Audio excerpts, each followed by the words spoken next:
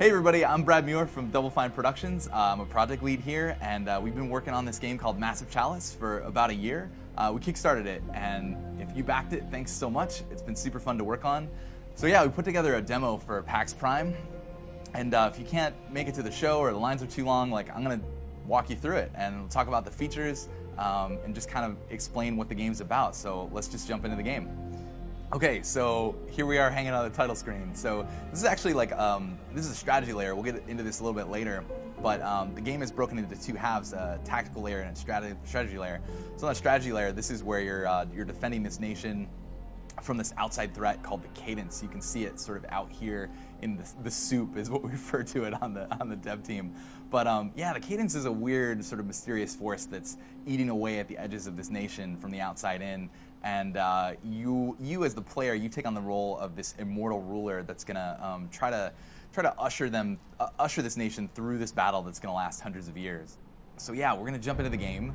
We start you out on the tactical layer because we really want to get you super connected to these heroes that are fighting the battle for you. So you as a ruler, you're bound to this throne room, and so you can only really direct these heroes remotely.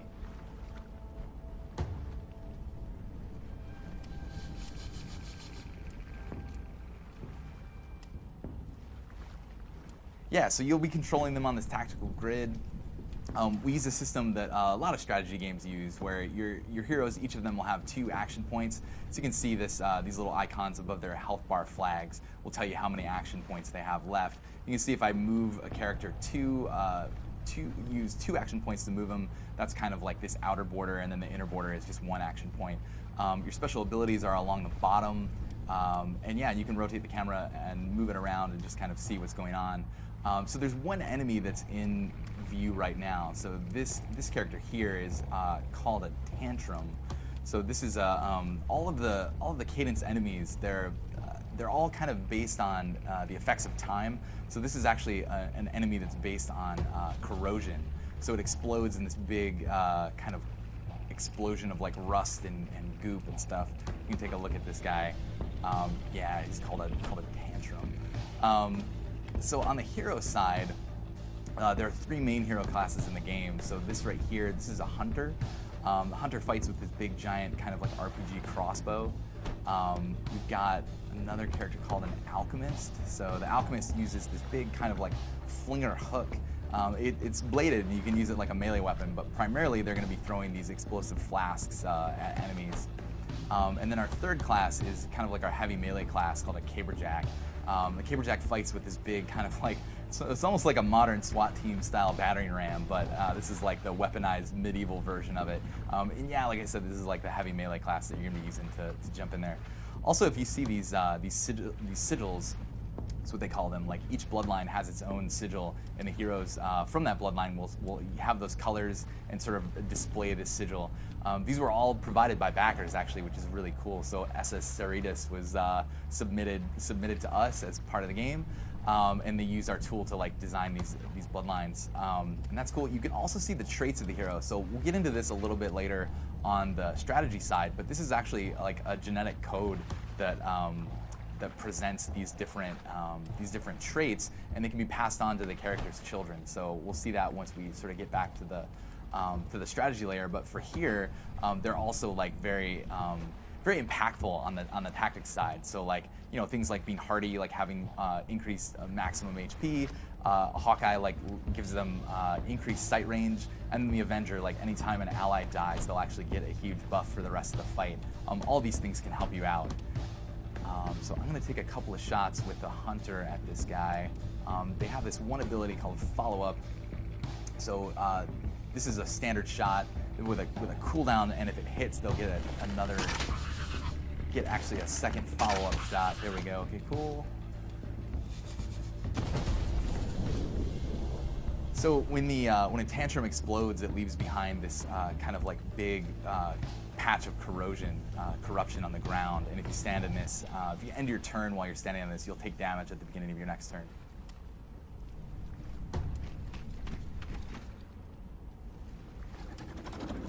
Okay, so here's another enemy that I've uncovered. This is a new guy. This is actually called a bulwark. This is a big decay enemy. So it's kind of like a big fossilized rock creature. And this guy, when it takes damage, he'll actually grow this this shell of bones that will protect it for the rest of the turn. So it's kind of like an anti-alpha strike enemy. Like the first time you hit it each turn, it's gonna get like super armored. So you just need to be careful that you're not wasting too many attacks on it after it's kind of shelled up, and you want to wait for the next turn. I also uncovered another guy over here. There's another one of them. You can see when the enemy takes its turn, you can see that this is kind of like our callback to the strategy layer, like having the cadence visible at the edges. You see right there the bulwarks, when they shoot, they have a piercing shot, so that actually went through 2 of my heroes for a lot more damage. So you want to make sure when you're fighting them, you don't want to line your guys up like I did. You'd almost think I don't work on this game, but I do, I promise. So this other enemy here, this one is called a Wrinkler. See if I can get a shot of this guy. So yeah, this guy's called a Wrinkler. He's another one of the decay family, kind of like fossilization. Like, it's got some like skeleton kind of parts and everything. So this is a pretty standard melee enemy, but every time it hits you, it will actually age your character 5 years. So it's not super damaging on the tactics layer, but you know, again, like we'll get into it, it hurts you in a very long-term way. If you have heroes that you're planning on retiring, it can really damage your performance on the strategy layer. So you can see this bulwark, he'll armor up now with his shell defense, and so any more hits, like if I run up and hit this guy again, it's only going to do 1 damage. So I just have to be really careful about stacking too many hits on top of each other in the same turn. You really want to spread out your damage against these guys. Let's see, so this Caberjack has knockback attack, which is kind of the primary crowd control in the game. Like, you want to use Caberjacks. They're kind of like heavy melee fighters, but you can also use them. To stun enemies. So I'm going to do that in a minute. But first of all, I want to get one of these alchemists up here and throw one of these exploding flasks, because I can hit both of them right here. Okay, so now they're both going to armor up, but I can have the Caberjack come in next and smash them into each other. I'll knock the first one into the second one. And for sure it's a guaranteed stun on the first character, but it might stun the second character as well. Okay, great. So they're both stunned, so they're gonna skip their turn. So I'll save out a lot of damage that way. Let's see, with the hunter, I'm just gonna move the hunter up, so I'm not worried about these guys doing any more damage. And then here, I already used it once on another character. I don't know if you noticed this, but when you throw the flasks, these exploding flasks with the alchemist, they also have this additional skill. We call it free throw. I probably need to rename that one. But yeah, with the free throw, you can actually throw a flask without wasting an action point. Usually doing an attack will end your turn, but with the alchemist, you can actually do this. And this allows you to either throw 2 flasks, or throw one and then run, or execute a melee attack. I think I'm just going to throw another one to kill this Wrinkler.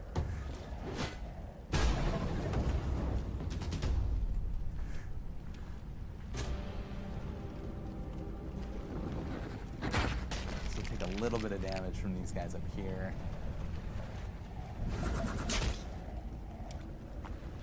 You see that 5 years added to that guy's 5 years added to this guy here. Sorry, Rodolfo. He's fine. He'll be fine. Let's see, I think I can finish this guy off here with my Caberjack.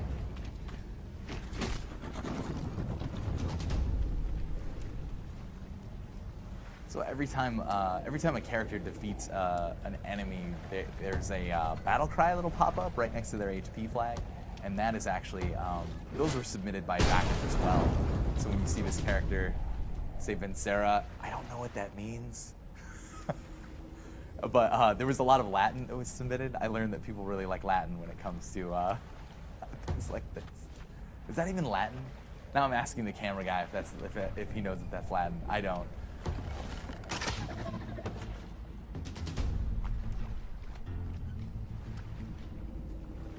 Let's see, and I think my last alchemist will be able to finish this guy off. Oh, and there's another bulwark over here. So the main objective on each of these tactical maps is just to go through and defeat all of the cadence that are on the map. Let's see where this guy goes. Another great feature of the Hunter, they have this stealth ability where they can sneak around and kind of blend into the environment. And this is really good for scouting ahead. So as I move everybody up, I'm probably gonna just end my turn here. I kind of know that the enemies are in this rough, this rough area of the Fog of War. So I'm gonna move everybody else up, and then have my hunter move in.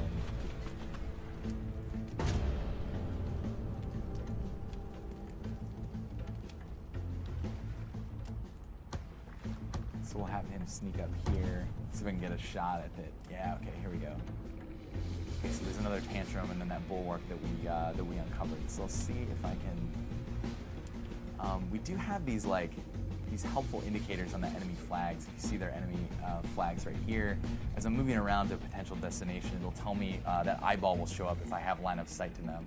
So when I'm moving this caberjack, I can move him somewhere where he won't have line of sight to those enemies, and he'll probably be safe on the turn.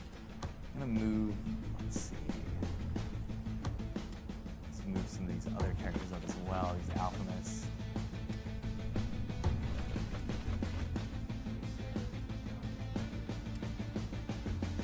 I'm being told off camera that Vencera is Italian for win.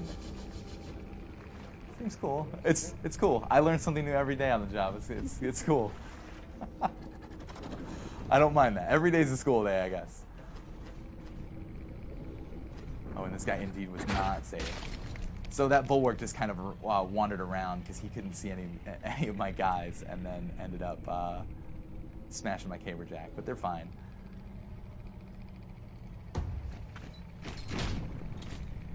So that guy's gonna armor up, so we'll probably just ignore him for the rest of the turn. I'm gonna see if I can take out this tantrum here with my hunter. We use that follow-up shot so we guarantee, hopefully, okay, yeah.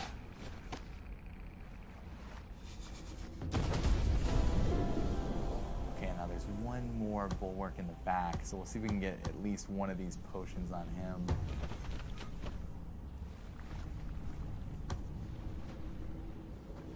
Okay, so that's right on the tip of the range there. I'm gonna take it anyway.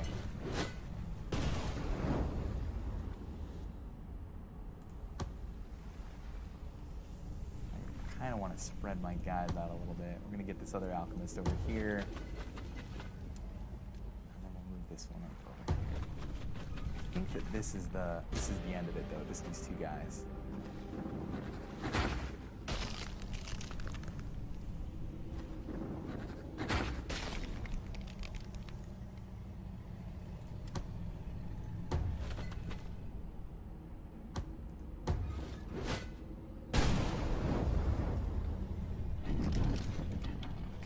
Even though the guy armored up, I have another melee attack since I used that free throw.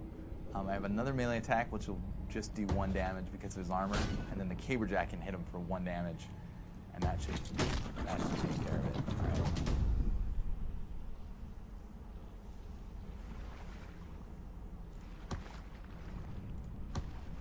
All right. The number of flasks are limited, so in a longer mission, you will definitely have to worry about how many nodes you have left. But in this demo, it's a little bit shorter, and we didn't tune down the number of flasks that you get, so it's a little bit easier. You can kind of throw them with impunity, but it is something that you got to worry about in the longer missions. Now, even though this isn't going to do a lot of damage, since this is the only enemy left, I'm just going to kind of rush it.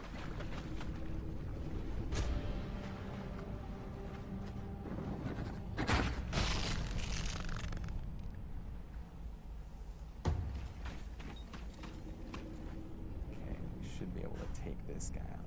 Oh, and I'm not sure if you saw that, but this character has a couple of interesting traits. This lone wolf trait will give him a big buff when there aren't any allies nearby. So this is really good actually on hunters because you can send them off by themselves and they'll get a big buff when they're kind of like sneaking around and trying to ambush somebody. You also see this guy, Rodolfo. He's got an asthma attack, so being asthmatic is actually a genetic trait, and after you do a double move, after you sprint like that, you'll get an asthma attack, and then you won't be able to move as far on your next turn. It's kind of devastating, and there are a lot of people in the office that are thumbs down on it. But you just want to, these are the things you need to keep in mind when you're like retiring your heroes and you're marrying them together. Just like those genetic traits are going to get passed down. So sweet. So here's the end of the mission. This is the mission results screen. Here you can click any of your heroes and see them. So here's Mert McGirt. Thanks, backers. So you see he leveled up during the mission. And so on the skill tree, we can kind of pick one of two options. So I'm going to pick the acid solution, which it puts a dot onto the grenades and the melee weapon of the alchemist. So that'll be useful in the next fight. And then I'm going to proceed back to the strategy layer. So now, yeah, let's talk about this a little bit. So this is the other half of the game where you're managing the nation from this from this high like high up in the sky, sort of like top-down perspective. And you're going to have the main thing is that you see these corruption numbers on each of these regions. So there's 10 of them, 5 on the outside and then 5 on the inside. And as I was talking about before, like the cadence kind of creeps in from the outside. And so these 5 outer regions are going to start getting corrupted over time. And then losing battles or skipping battles in those regions will actually also drastically increase the corruption. If the corruption gets up to 100%, you'll lose that region completely. And any buildings that you've built there, like these keeps, like we'll get into this in a minute, they'll be lost and the bloodline will be lost and all the trainees. So it's really important that you do what you can to keep these corruption numbers as low as possible as you're going through the game. So right now, like we have this keep, like just for demo purposes, we have this one ready to go. Normally you'll build these using the power of the Chalice through the research system. We'll see that in a minute. But right here, you can just click on this empty keep, and we'll zoom down inside of it. And then you're presented with this empty throne, and then the list of all of your heroes. So right now, it's sorted by experience. So you can see Mert McGirt there, up there, and we can kind of look at him and see what he would look like sitting on this throne. We call this the regent. So whichever person I put into this keep will be the regent, and they're really it's their bloodline that I'm starting. It's also one thing that I like to point out is that it's gender agnostic. It doesn't matter. You can put a man or a woman onto the throne as the regent, and they'll be in charge of their bloodline. Just because, like, even though it is a fantasy game and it does feel kind of medieval, it doesn't necessarily have to be like just firstborn sons and only men in charge and all this stuff. It's like we get to write the rules, and I think it's just a lot better for the game if we allow both like men and women to be equal in this world that we're building. So yeah, I can check out. It's really good to have high-level characters as your regent and the partner, marry them together, because the kids that they have, they're going to be training them every day of the simulation when we run the timeline. We'll see that a little bit later, like running the timeline and what that feels like. But yeah, these guys are sorted by their level. We can also sort them by their fertility. I think that. Yeah, I don't have any characters that have fertility bonuses. We have some people that are bountiful, some characters that get a random bountiful trait, and that's really useful because they'll have more children as time progresses. So, this Muir McGirt is my highest level hero. He's level 4, and he's got pretty good stats. This nervous stat is kind of a bummer, but he has decreased accuracy. So he was probably the one that missed that grenade when I threw it back there on the tactical layer. So I got to think really, really hard about, like, do I want to, his kids might end up being nervous as well. So do I really want to do that? Also, this active tag right here, this just means that these were the characters that were in my active party. So there's Rodolfo there. We saw him at the very end of the mission. So, this is one of the key decision points in the game. Like, if I retire my highest level hero that I was using, I won't be able to use him in the next fight. Like, he'll be here kind of managing this region and like having children for the cause, and like those kids will grow up to be the heroes like in the next generation down the road. So yeah, but I'm gonna do it because he's my highest level, and that nervous thing isn't so bad. So that's cool. We'll point him. And now I'm looking at, who am I going to marry to Mert? And I can just click here to see his stats and his traits if I want to be reminded of it. But we can start seeing, looking at these other characters. So this is interesting. This is this is sorted by compatibility. So you'll see the women up top. You can marry. You can have same-sex marriages in the game. You can marry men to men. We have a way, or women to women. We have a way of adopting children in the game that comes a little bit later into the game, and that way you can sort of create new children and give them to a couple, and that new child will like bind onto the couple and take on be a part of their bloodline and continue that legacy. So yeah, I'm just going to click through a couple of these. I think that Anita Ochoa actually. She's only level 2, but it's actually really interesting is that she has this tranquil trait, which is increased accuracy. So those two might cancel each other out, which is pretty cool. Another thing that you look for, that people tend to look for when they're doing this, is again like another high-level hero. So I could sort it by level if I want to, like sort it by experience, and see that like Debbie Walton is level 3, so their children will be a lot higher level than if not.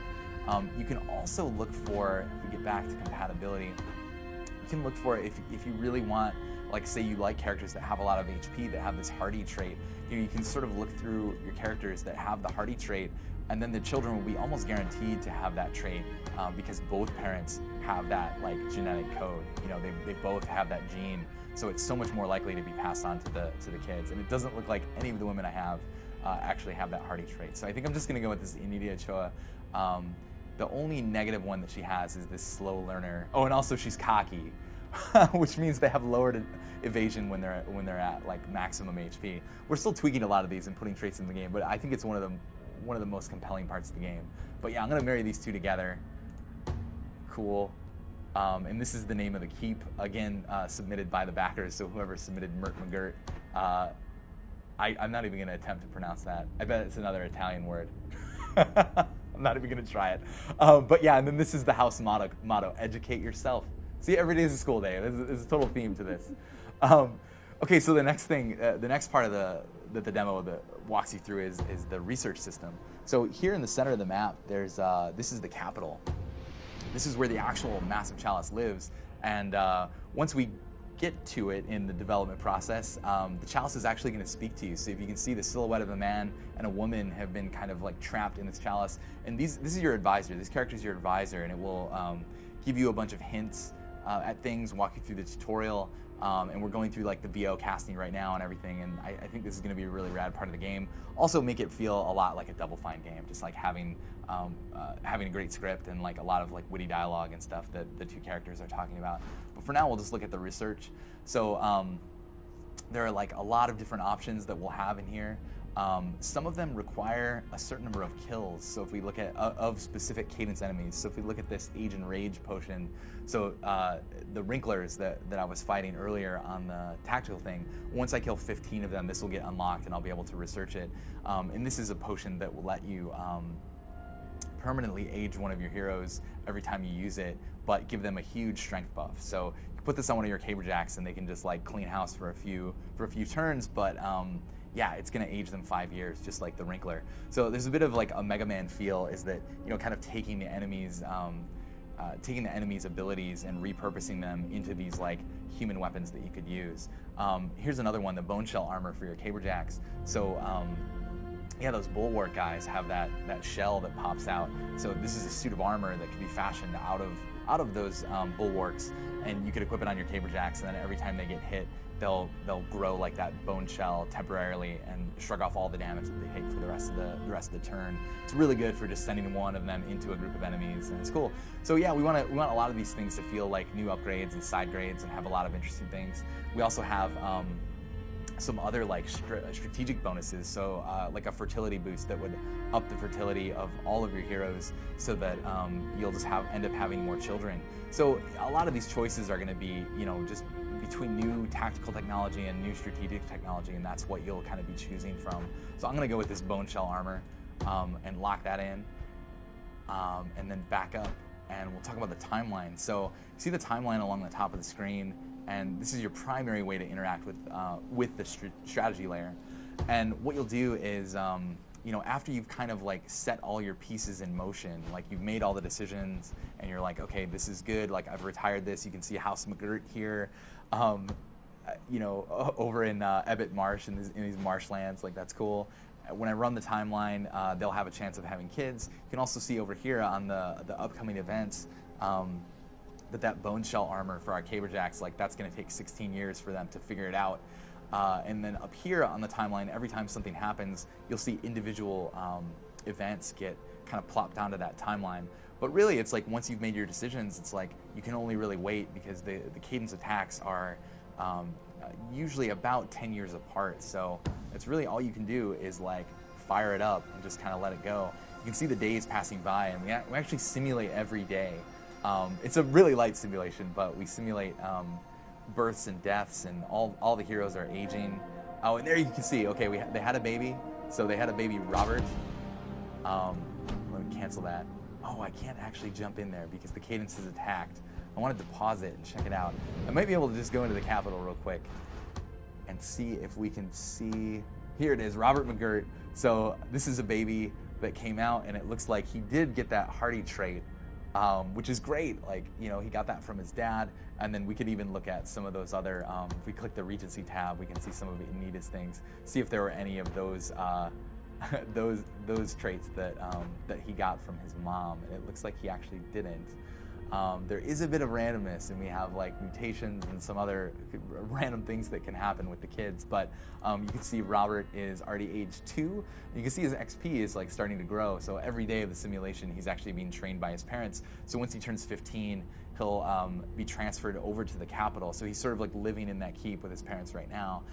But then after he turns 15, he'll be transferred to the Capitol and then ready to respond to one of these cadence attacks that's happening right now. So you can see these two regions that are being attacked. They're both at 2% corruption. So by winning one of these battles, you'll reduce corruption in that area. It's one of our primary ways. And then there are also like random rewards that you'll get for completing these battles. So because this one over here, they have the same corruption percentage, but because this one is actually tied to, this is the outer marsh region. If that falls, then the cadence will start eating away at this inner marsh region where my keep is. So I'm going to choose to go for that. And in the full game, like this is just this is just basically the gameplay loop. Like you'll choose to respond to one of these attacks, you'll fly into the Capitol, and then you'll be able to choose your heroes and deploy them into the next tactical battle. But this is the end of the demo because we want to kind of get as many people through it as possible. And yeah, we'll be showing more stuff. Like if you want to come to our forums, you go to doublefine.com/forums. You can also check out our live streams on Twitch. We stream every couple of weeks, showing the full game, warts and all. So if you want to check that out, if you're interested in game development, we try to give a more like inside baseball look at like how we're putting it together and what it's like. Yeah, so that's at twitch.tv/doublefine. And yeah, you can also become a Slacker backer before we ship it. And we've got some cool rewards still on our website, so that's masterchalice.com/back. I think that's about it. Thanks for hanging out and watching the playthrough. If you have any questions, feel free to like put them on the forums, and we're usually pretty good about getting back to people. And yeah, also, again, anyone who backed the Kickstarter, thanks for backing. We really appreciate it. It's awesome, and you've really let us make this cool game, so thanks.